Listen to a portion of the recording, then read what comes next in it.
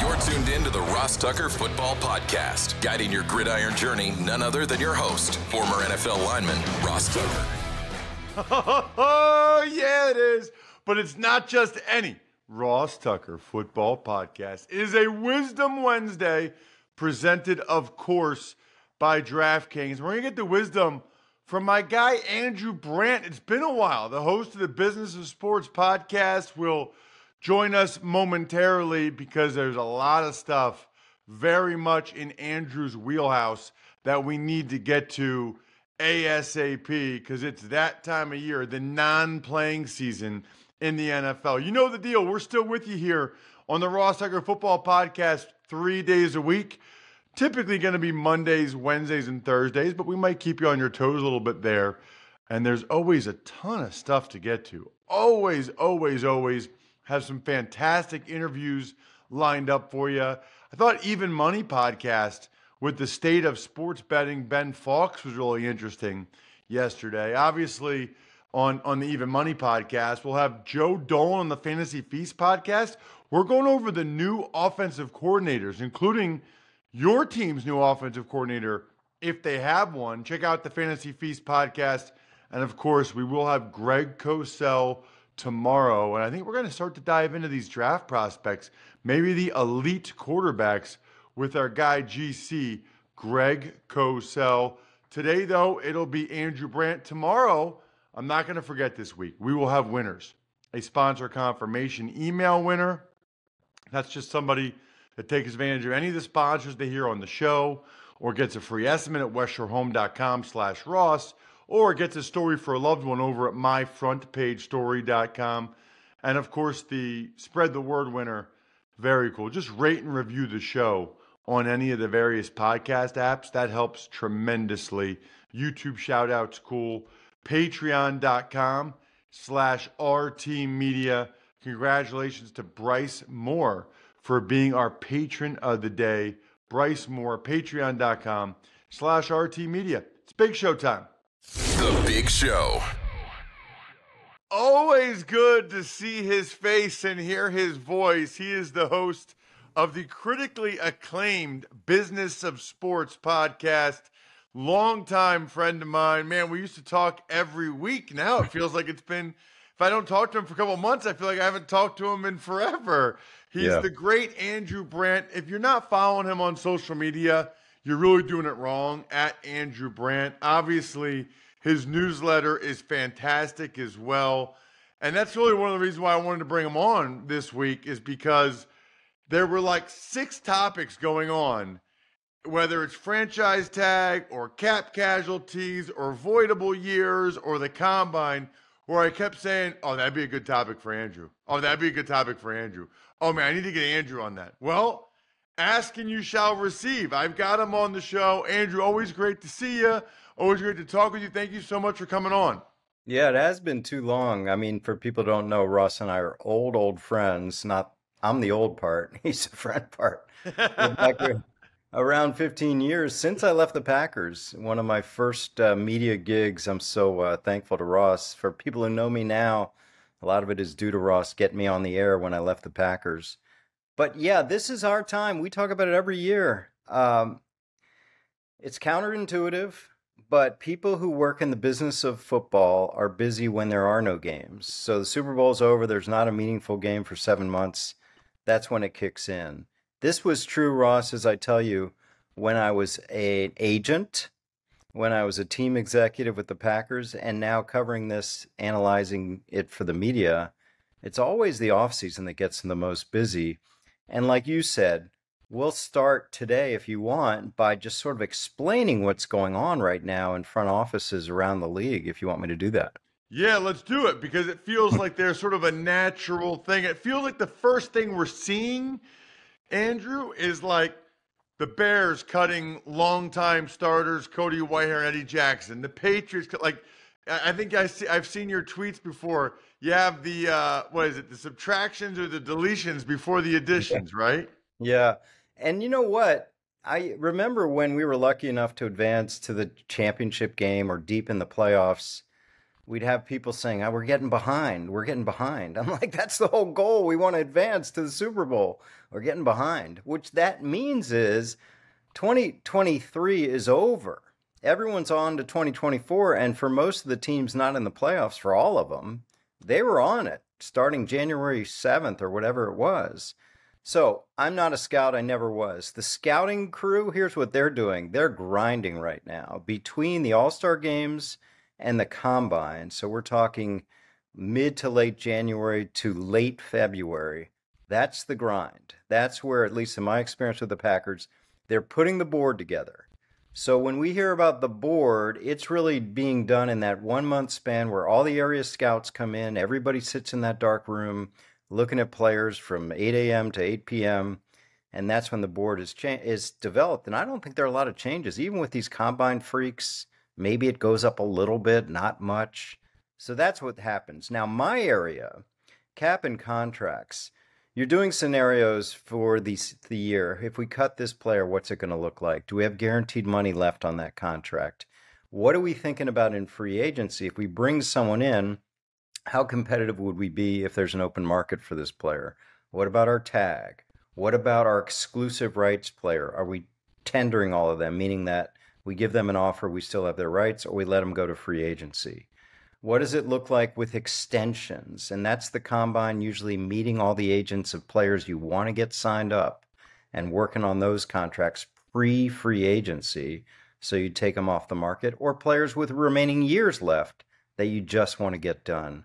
So it's a busy time in the offseason for the front office, not for the coaches, not for the players, but for the front office. How hard are the cap casualty conversations, Andrew? Because a lot of times when you're cutting players in the NFL, like at training camp, right? It's because they're not good enough or you have better players or whatever. For the Bears, I saw where Whitehair and Eddie Jackson, those are their two longest tenured players. So it feels like it's a little bit different when you're moving on from two guys that have been stalwarts for a long time. Yeah, well, first on the business side, it's basically analyzing, okay, if you let them go, the salary goes away because as I talk about all the time, there are very few future guaranteed monies in the NFL. So what's going to be the cap impact? The cap is the money coming in on your contract, on your cap. That's dead money, really money for players no longer on the roster. That's the proration that is remaining on the contract from the signing bonus that's prorated throughout those years. Once you cut a player, all that proration immediately accelerates on your cap. That's the business side.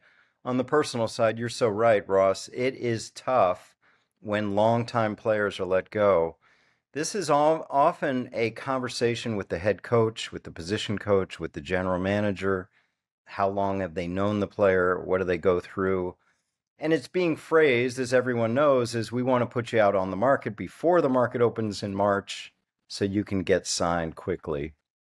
It's tough. I mean, football is a tough business. You're talking about two players with the Bears, like you said. Their names on the Bears for the past several years, and they're just moving on. Those are tough conversations, usually happening with those kind of teams that are retooling in a big way. Then we have the franchise tag. Yeah. Well, actually, but before we get to the franchise tag, one thing that's been very popular in recent years that is being talked about a lot recently, especially in light of like the Buccaneers, with Baker Mayfield, Mike Evans, is these void years, which I don't really remember that being much of a thing when I was a player, Andrew, but now it's very, very popular mechanism for spreading out some of the cap pain, correct? Yeah, let me explain to the audience. Void years are dummy years. They're fictitious years. Why are they put in there? For what I just talked about. Cap proration. So when you do a signing bonus, say a $20 million signing bonus over 5 years, it's counted $20 million on cash year one, but only $4 million on cap. So it's $16 million cash over cap. So $4 million for year one, year two, year three, year four, year five. That's a real contract. Say you only want to sign the guy for a year or two, and this is Tom Brady, this is Baker Mayfield, this is Mike Evans, to focus on the Bucks. Well, to get the cap impact of that $4 million over 5 years, you have to have 5 years. But you only want them 2 years. So after 2 years, there's a mechanism in the contract that automatically voids. This just happened with Mayfield and Evans. What does that mean? It ends. So what happens to the unamortized proration for years 3, 4, 5? It accelerates.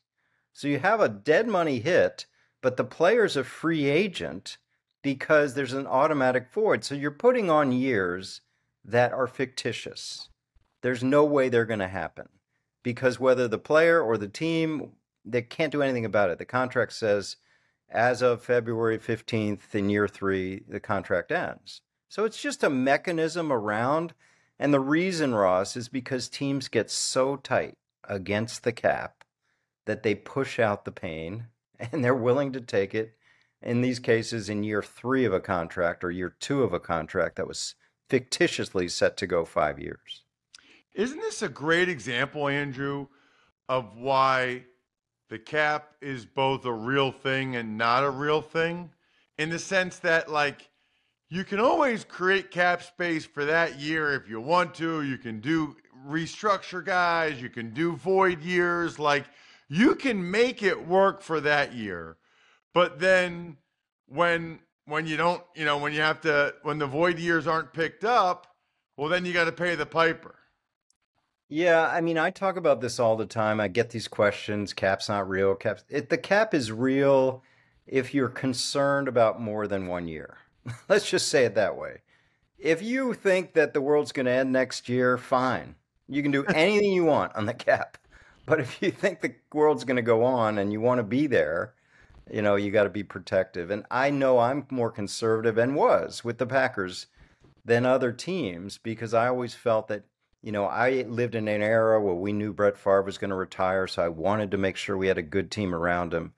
But speaking of the Packers, okay, so last year they took on $41 million for Aaron Rodgers, who was playing for the Jets, right? So what did they do? They had an extremely young team, the youngest team in the league. So you balance those things, and it's not a coincidence, right? The Packers went into 2023.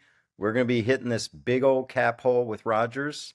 We need a young team, and they performed. You've got to be good at scouting. You've got to be good at coaching young players because the teams with big cap holes, dead money, have to have young players be productive. I'm always productive, Andrew, when I'm drinking Labatt Blue Light. Absolutely delicious. Highly recommend drinking Labatt Blue Light like I do, especially on the weekends. Always new or responsibly beer.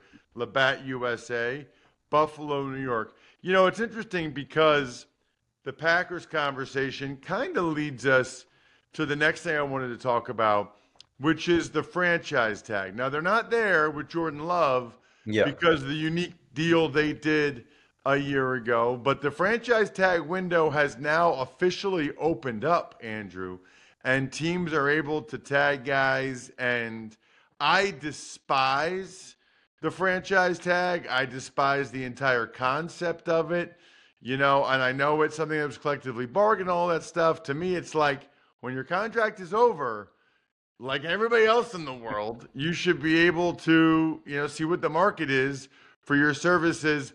And I think you pretty much can. I'm not aware of any other industry, actually, where when your contract expires, you're still not necessarily able to market your services. You're singing my song. I say it every year. People cannot overestimate the power of the tag. And I know people will say, including the union, when I've had these discussions with them, Ross, well, it's only a few players a year. The answer is that no. Two things. Number one, people like me who negotiated for years, I never applied the tag. I used the tag in negotiations every year because if a player wasn't going to take the deal we wanted, we had in our back pocket the tag. The other thing is it holds down salaries for the entire league because if you're restricting the top, then the trickle-down effect. The Major League Baseball doesn't have it. National Hockey League, National Basketball Association, and NBA, they don't have it. You're so right. You can take your best free agent off the market. Now, don't tell me about 2 number ones. That never happens. So the power of the tag is an extremely important weapon. And as I say every year, Ross, teams would rather date than marry. Yes, it's a lot of money. but it's year to year. You get older, you know how short these careers are. You could get injured, you could have a downturn in performance. So yes, the tag window is open, and this league is deadline spur action. So we probably won't see most of the tags until that Tuesday or Monday where it's the tag period ends.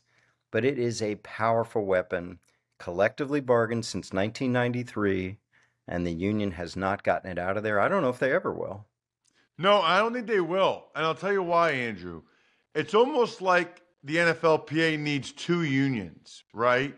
Yeah. Because someone like me, who made the minimum 5 of my 7 years in the NFL, right?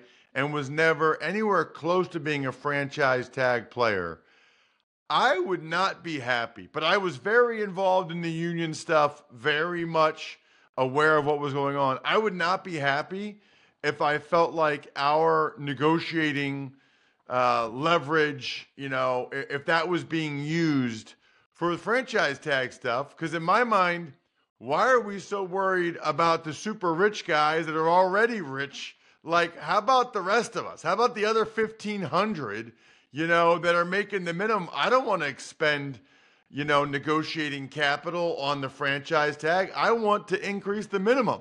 I want better benefits. And so, there's just too wide a disparity, and there's way more have-nots than there are haves that are voting on these things. It's really interesting when you say that, because I always say there's nothing like this. Pick a profession, like you said, steel workers, engineers, shipbuilders, electricians. Those unions don't have one part of the union making 30 to 50 million a year, another part making 800,000. That just doesn't happen. Sports unions are a complete anomaly. I talk about this in my sports law class. It's just a way for management to get immunized from these things like a cap, a draft, franchise tags. And you're right. It is an anomaly. We talk about this with running backs, how they are treated so poorly based on their short career compared to other positions. But it is the way it is. So maybe you and I will start a union for the regular guys down the road. How about what a blessing for the Raiders, isn't it, Andrew, that Jimmy G tested positive for PED? I mean, he just saved them 12 and cost himself almost $12 million. I would love to know what he took, and maybe we'll find out. But wow, and that's a big mistake. Yeah, and quick explanation: he had $11 million salary, which they can void now. It was guaranteed for 2024.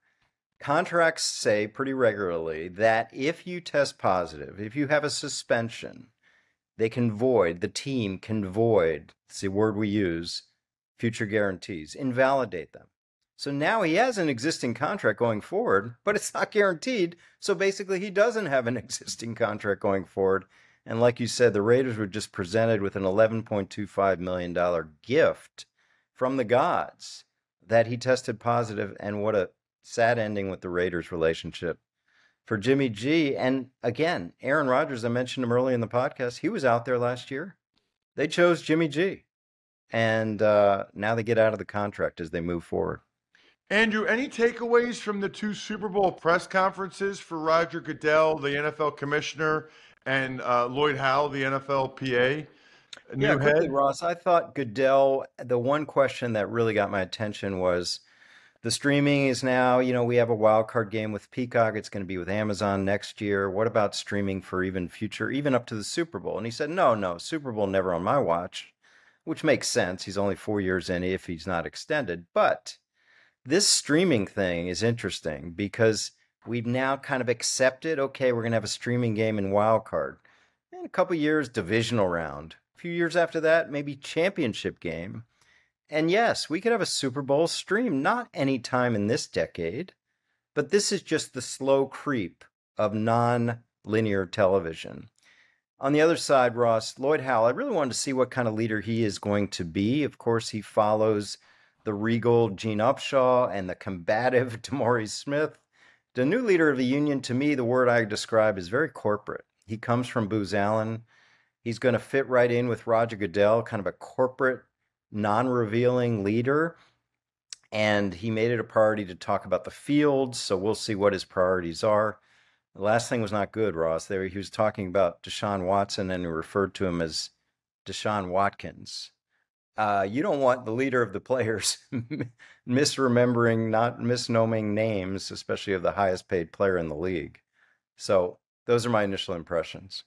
Wow, I don't even think I noticed that, or I hadn't heard about that. That's a good nugget, Andrew. Yeah. Check him out on social media. He's at Andrew Brandt. As you can tell, fantastic. If you don't listen to the Business of Sports podcast, you're missing out because it's fantastic. And again, Andrew, where can people sign up for your fantastic newsletter? Yeah, every Sunday I come out with my Sunday 7. Just go to andrew-brandt.com and sign up there. You get every Sunday morning and all my thoughts and insights. Thank you, Andrew. Thanks, Ross. Always great.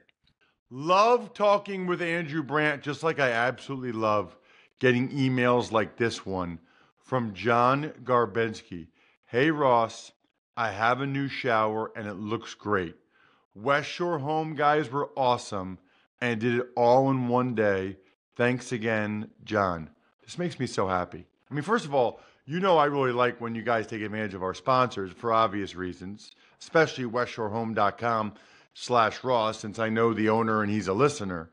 But the fact that John got a new shower, is happy with it, looks great. Like, that's what I really want. I want you guys to get the benefit of it like I got, and I want you to be happy with the sponsors that you hear on the show, like westshorehome.com/Ross.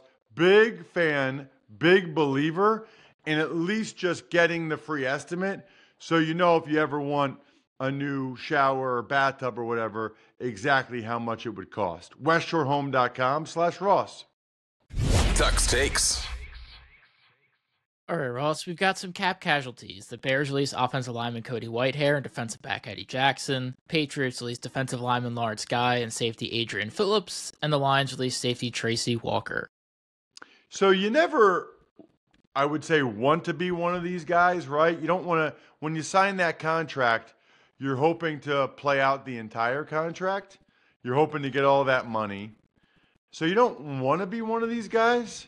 But I would say this, you know, as a guy that got cut several times just because they didn't think I was good enough, cap casualty sounds okay. It's like when I got traded from the Patriots to the Browns instead of getting cut. I was like, really? I'm getting traded? That sounds cool. Same thing here, right? Like, cap casualty means you were making pretty good money. They don't think you're worth it anymore, but at some point you were making pretty good money. You touched on it with Andrew, but the franchise tag window is officially opened in the NFL. Yeah, I'm going to make this my Labatt Take of the Week, Jack. Presented by Labatt Blue Light, the pristine Canadian Pilsner. Enjoy your beers together so you can live life to the power of we. Always enjoy responsibly. Beer, Labatt USA, Buffalo, New York. I hate the franchise tag. I hate everything about it. To me, there's no other pro sport where they can do this. Where else in life do they do this? Where your contract expires, you're done, but you're still not able to market your services to other potential employers. Can't determine what company you work for, can't determine where you and your family get to live. Garbage. Absolute garbage. My buddies that have real jobs, they can leave their real job for another real job anytime they want. I know it was collectively bargained in 1993. As they were trying to get free agency. The lesson there is, man, once you get something like that, a term like that, into a collectively bargained deal, it is hard to get it out. I hate it. I hate everything about it. To me, it's like un-American. Jimmy G, he suspended 2 games under the PED policy, which voided over $11 million in guaranteed salary. Oh my gosh. Can you even imagine? He's not going to get close to that much money now, Jack. Like, I would be sick. I know he's made a lot of money. I don't care how much money you've made. Close to $12 million fully guaranteed. I would be absolutely sick. Says it was a prescription or whatever. That's totally on him. You cannot let that happen. I do want to give a shout out, by the way, to Patriots special teamer Matthew Slater, who's retiring after 16 seasons in the NFL. 16 seasons in the NFL is bananas, especially on special teams. Kudos to Matthew. I think we're done here. Thanks for tuning in to the Ross Tucker Football Podcast. Make sure to also check out Even Money, Fantasy Feast, and College Draft, all on the DraftKings Network on Samsung TV Plus, YouTube, or subscribe to the podcast on your favorite platform. Shout out myfrontpagestory.com. You know how I feel about it, especially for a parent or a grandparent. There is no better gift. Get it to them before it's too late. BackOfficeSchedule.com, SteakhouseSports.com, HumanHeadNYC.com, Sporticulture, Delicious Pizza Boy Brewing.